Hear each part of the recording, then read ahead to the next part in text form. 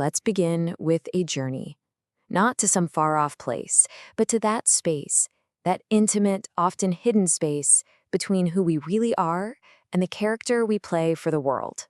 Just think about that for a second. At work, with family, maybe even with the people you love the most, who are they actually seeing? Is it the authentic you, or is it a carefully crafted performance? We all do it, right? It's a survival instinct. We build this version of ourselves to fit in, to be liked. But here's the real danger. What happens when we forget we're even wearing it? When the mask fuses to our skin and becomes the only face we see in the mirror? Well, this whole phenomenon actually has a name. It's a core idea in the psychology of Carl Jung, and he called it the persona. It's the face we show the world, and, it's both this incredible tool for navigating life and a potential cage for our true self. The word persona literally comes from the Latin term for the masks that actors wore in ancient theater. And that's exactly what it is. It's the role we play on the big stage of life. It's how we look to other people, and maybe even more importantly, it's how we want to be seen. It's our carefully designed ambassador to the world. And this is where it gets so interesting, this duality. On one hand, the persona is absolutely essential. A doctor has to project confidence. A therapist needs to be calm. It lets us function in our jobs, in our social circles. But on the other hand, if we start to believe that the mask is our real face, what Jung called over-identification, that's when the trouble starts. We start hiding our true nature, and eventually we become complete strangers to ourselves. So you have to ask yourself, right? What happens to all the parts of you that don't fit that perfect mask? Every impulse, every feeling, every trait you have to push down, it has to go somewhere. And this leads us straight into one of Jung's most powerful ideas, the shadow. Think about it this way.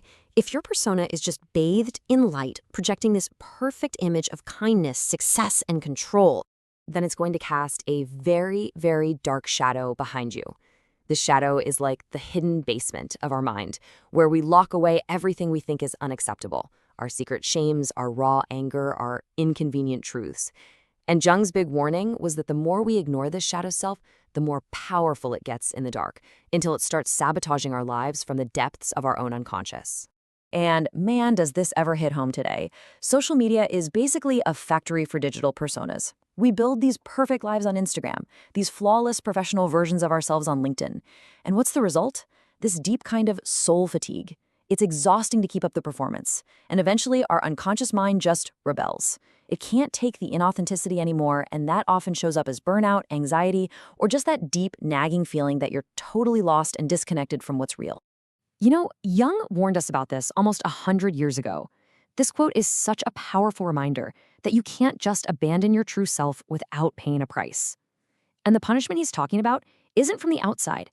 It's an internal collapse, a loss of life force that comes from living a lie. Okay, so if that's the problem, what's the solution? Do we just rip off the mask and let it all hang out? Well, not quite. The journey back to yourself is a process. It's a deep psychological journey that Jung called individuation. It's the path to becoming whole.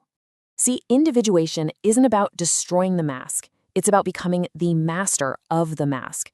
It's about doing the hard work of bringing all the hidden parts of yourself into the light. Not to destroy them, but to understand them, to welcome them home.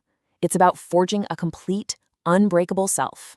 So to really get this journey, we need to meet the key players inside our own heads. Your ego, that's the center of your awareness, the I you think you are. It's the part of you listening to me right now. The persona is the face that your ego shows to everyone else. The shadow is everything that ego pushes away and hides. And the self, well, the self is the goal. It's the total you, the wise, deep center of your entire being, both the parts you know and the parts you don't. So the journey starts when you realize the persona is a role, not your soul. And often this is triggered by some kind of crisis, a burnout, a moment where the mask just shatters. The next step, and let's be honest, this is the most courageous one, is to turn around and actually face your shadow. This isn't about fighting your demons. It's about having a conversation with them. It means owning your flaws, understanding your anger. Then comes integration, where you unite these two sides, realizing you're made of both light and dark. And only then can you find your true center, the self, and start living from a place of real, authentic wholeness. So where does all this leave us? Well, it brings us all the way back to the most fundamental question there is. What does it actually mean to be you? And this, right here, is maybe the most important thing to remember from all of this. The world does not need more perfect people. It needs more whole, real people. This journey isn't about becoming flawless. It's about embracing every single piece of yourself to become psychologically whole. So I'll leave you with this final thought. Sometime today, go find a mirror and really look. And honestly ask yourself that question. Is the person staring back at you the real you, or is it just the masterpiece you created for everybody else? The answer might just be the beginning of the most important journey of your life.